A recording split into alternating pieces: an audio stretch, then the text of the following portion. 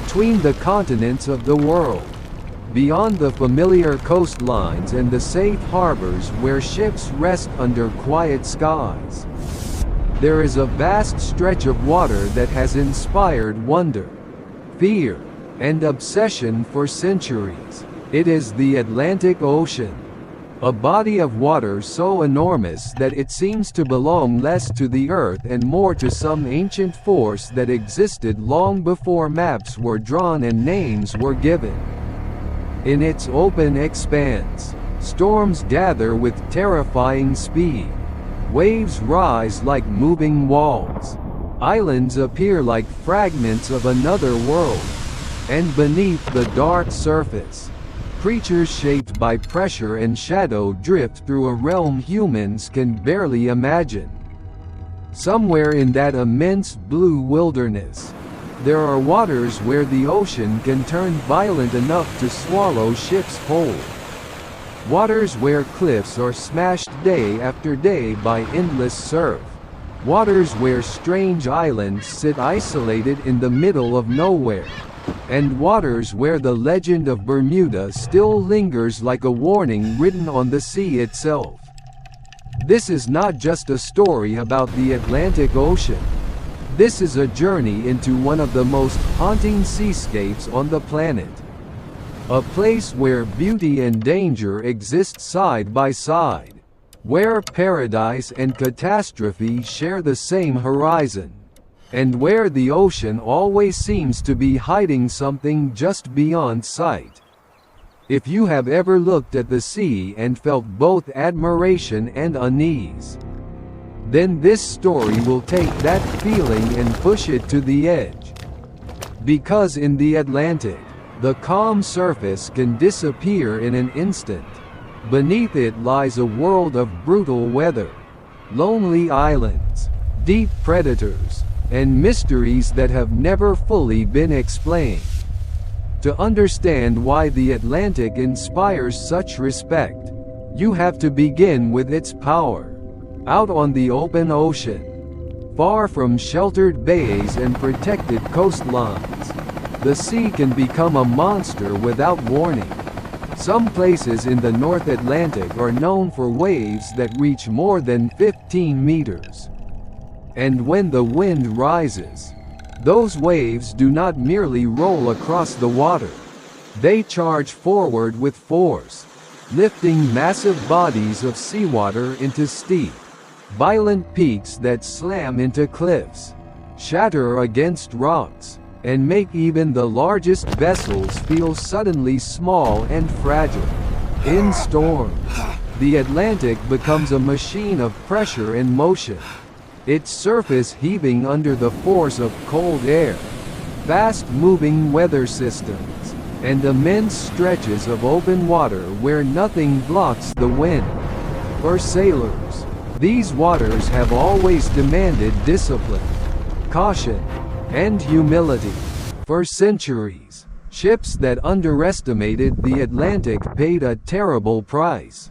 Hulls were torn apart, masts were broken, navigation became nearly impossible when fog, rain, and wind all arrived together.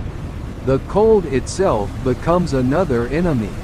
In these northern waters, the temperature of the sea can drain strength from the human body with shocking speed, making survival a race against time. Even in the modern age, with radar, satellites, weather forecasting, and advanced engineering, the Atlantic still remains dangerous enough to command deep respect.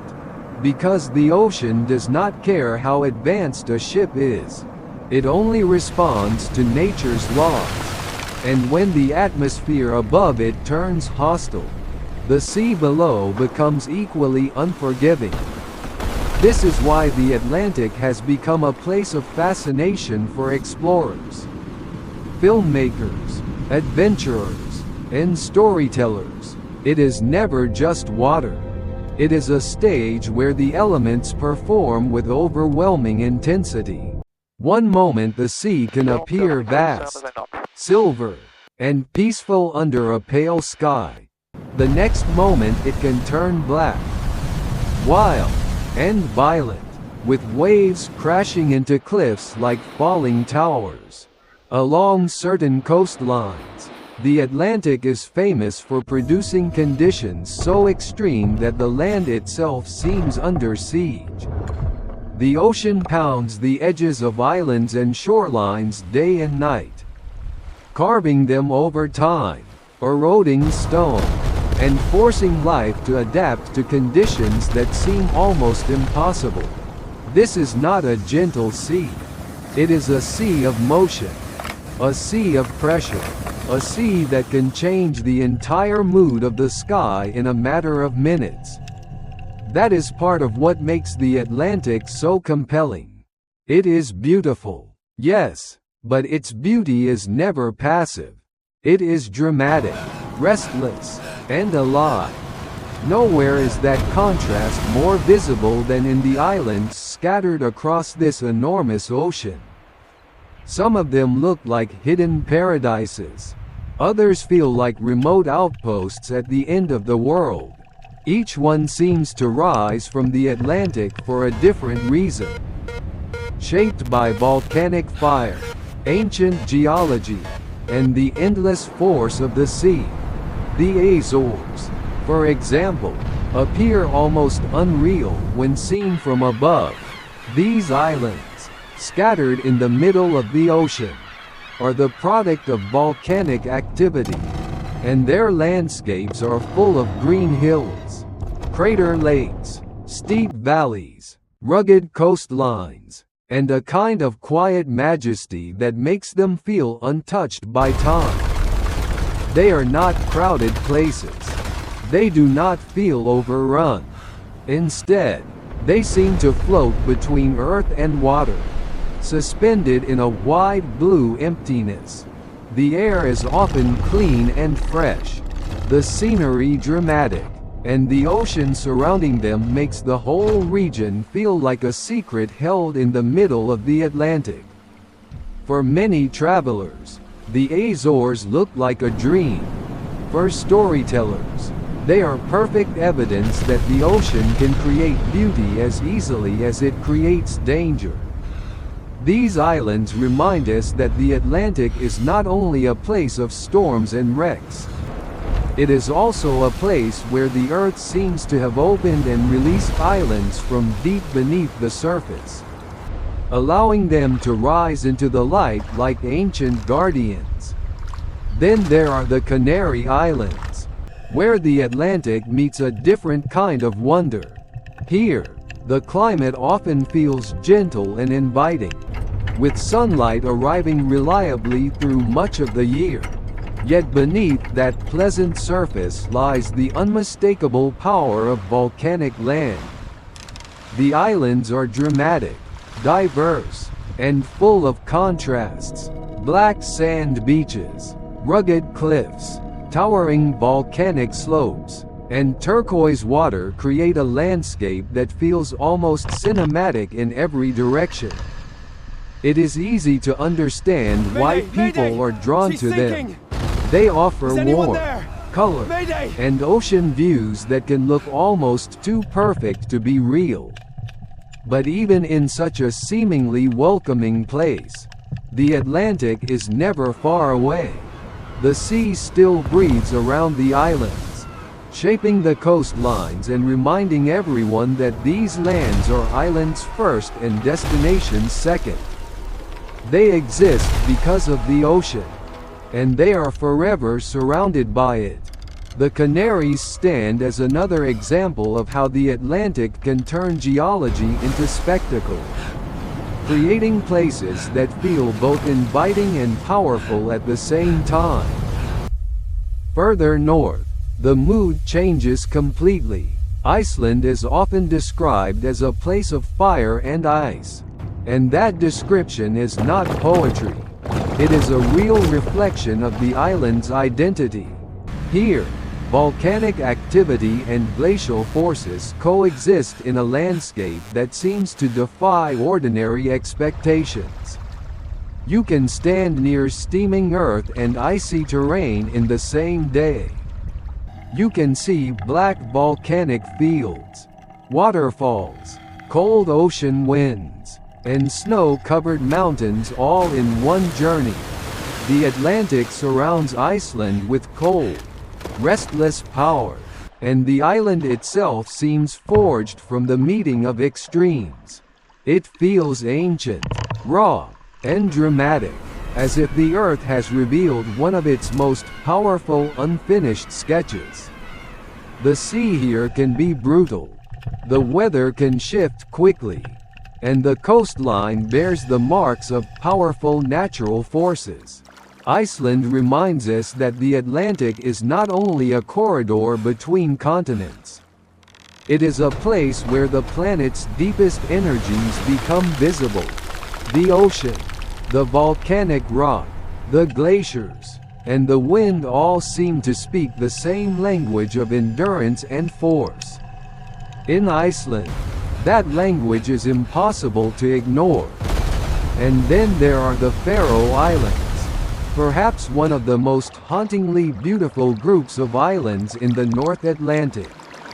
If the Azores feel like a hidden paradise and Iceland feels like a raw geological poem, the Faroe Islands feel like a fortress built by nature itself. Giant squid. Their cliffs rise sharply above the sea. Their slopes are green and steep. Their villages seem tucked into the land as if they are trying to shelter from the power of the water below. Around them, the Atlantic is often rough, windy, and relentless. Waves strike the edges of the islands with astonishing force, and the landscape seems to lean toward the ocean while also resisting it. There is something deeply dramatic about these islands. They do not present themselves as easy or comfortable. They feel strong, isolated, and proud, standing against the force of the North Atlantic like ancient sentinels. Their beauty comes from contrast: the softness of the grass, the hardness of the cliffs, the peacefulness of the villages, and the endless violence of the sea. In many ways, the Faroe Islands capture one of the Atlantic's greatest truths. This ocean can create places of astonishing calm and places of relentless hardship, often on the same coastline. But the Atlantic is not only about land.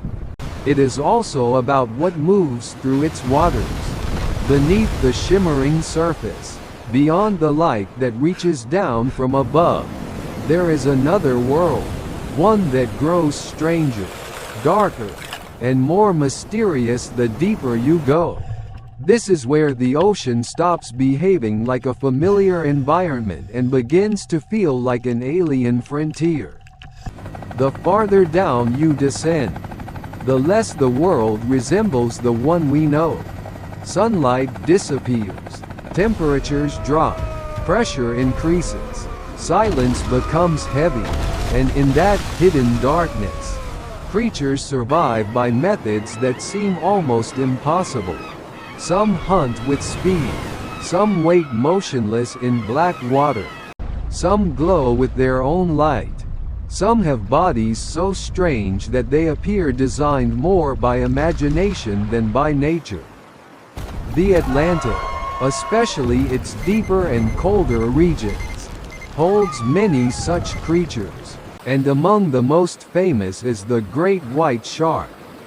The great white shark is one of the most iconic predators on Earth, and its presence in Atlantic waters has long inspired both fascination and fear. It is a creature built for speed, precision, and dominance. Its body is streamlined for pursuit. Its senses are remarkably sharp, and its reputation alone has made it one of the most feared animals in the ocean. In the Atlantic, great whites can be found in colder waters where seals and other prey gather. And when they appear, the entire atmosphere changes. There is something ancient about their movement. They do not rush wildly. They do not waste energy. They glide with confidence, as if the sea belongs to them by right. Part of what makes them so compelling is that they embody the ocean's duality. They are beautiful in motion and terrifying in implication. A great white shark is not evil, of course. It is simply a perfect predator.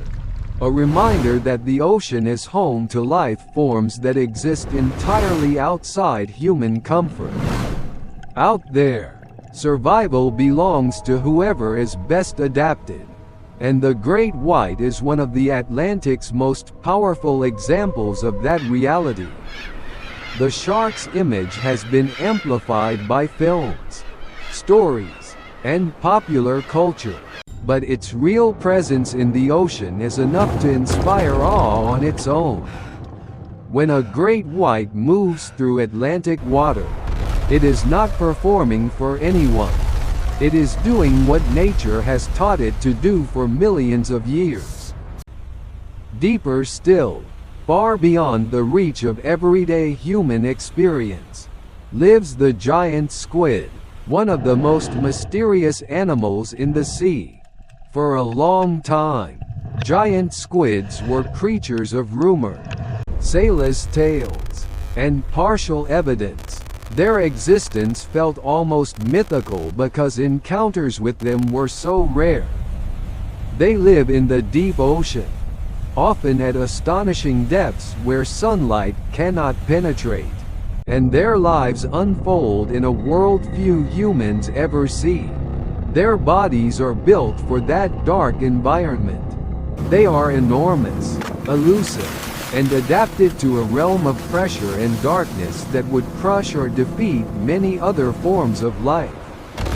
When people talk about giant squids, they often speak with a sense of wonder because these animals seem to belong to another age, another ocean, another kind of reality. They are the kind of creature that makes the sea feel older than human civilization. Their rarity only adds to their power as symbols.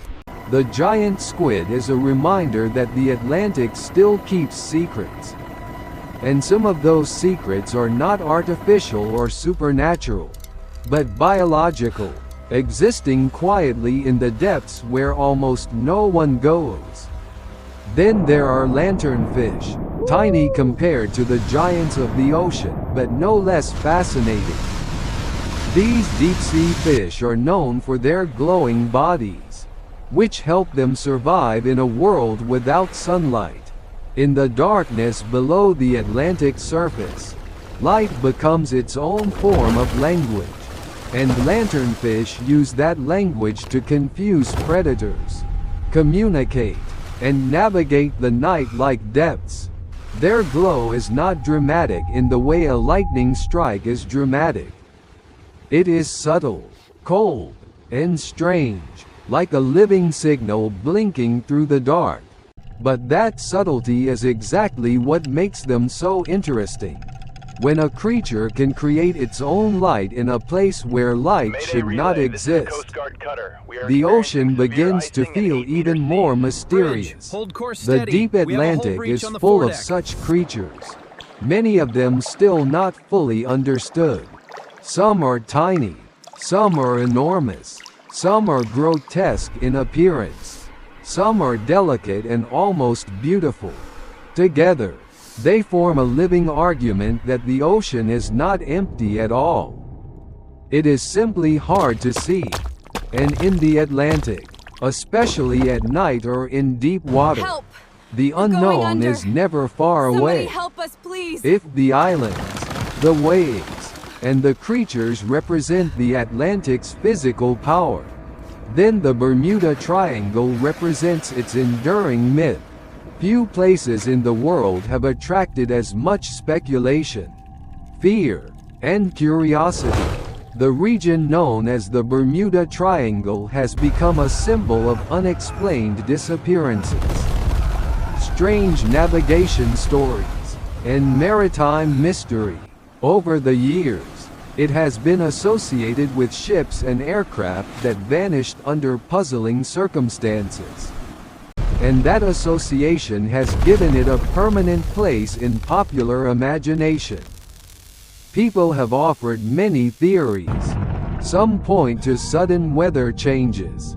Others mention unusual magnetic behavior.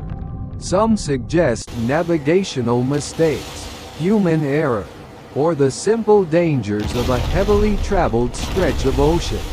And yet, despite all attempts to explain it, the Bermuda Triangle still retains its aura. It continues to stand not just as a geographic area, but as a story that refuses to disappear. That is part of its power. It exists at the boundary between fact and legend, between real maritime danger and the human need to assign meaning to what we do not understand. The truth is that the Atlantic, especially in regions surrounding Bermuda, has always been a busy and complicated sea. It is full of weather systems, currents, shipping routes, and natural conditions that can turn dangerous quickly. A ship that loses its course, a pilot who faces poor visibility, a storm that arrives at the wrong moment, or a mechanical failure in difficult waters can lead to disaster even without anything supernatural involved. Yet the human mind is drawn to mystery, and the Bermuda Triangle has become one of the most famous examples of that attraction. The legend endures because it captures something real about the sea. The feeling that there are places where control becomes uncertain. In the open Atlantic, that feeling is easy to understand. The horizon is vast, the weather changes, the sea is deep, navigation requires constant awareness, and when something goes wrong, it can feel as if the ocean itself has swallowed the evidence.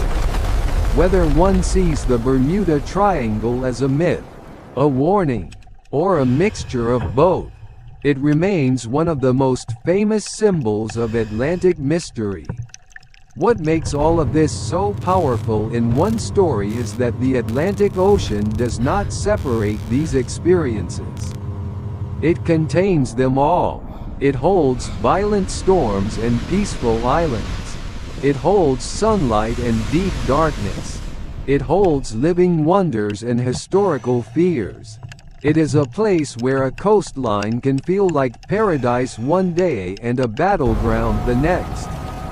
The same ocean that gives birth to cinematic beauty also carries the force to destroy ships, reshape cliffs, and terrify those who cross it without respect. The same waters that reflect golden sunsets also conceal predators, deep-sea creatures, and long-standing legends. That contradiction is what gives the Atlantic its emotional force. It is not one thing. It is many things at once. It is both inviting and hostile, both ancient and alive, both familiar and unknowable. And perhaps that is why people remain so captivated by it. We are drawn to places that remind us of our limits. We are drawn to oceans because they are larger than our certainty. We are drawn to islands because they suggest refuge inside a vast unknown. We are drawn to deep-sea creatures because they show us how little of the world we truly see. We are drawn to mysteries like Bermuda because they leave us with questions. The Atlantic Ocean gathers all of these feelings into one immense body of water and offers them back to us in the form of waves, storms, cliffs, creatures, and legends. It tells us that beauty is never far from danger, that isolation can become a paradise or a warning, that the deep is still full of surprises, that the sea is both ancient and immediate, timeless and urgent, graceful and brutal. So when you look again at the Atlantic, do not think of it as just a map feature between continents. Think of it as a living world of extremes. Think of the waves that can rise like towers. Think of the islands that seem to emerge from fire and stone.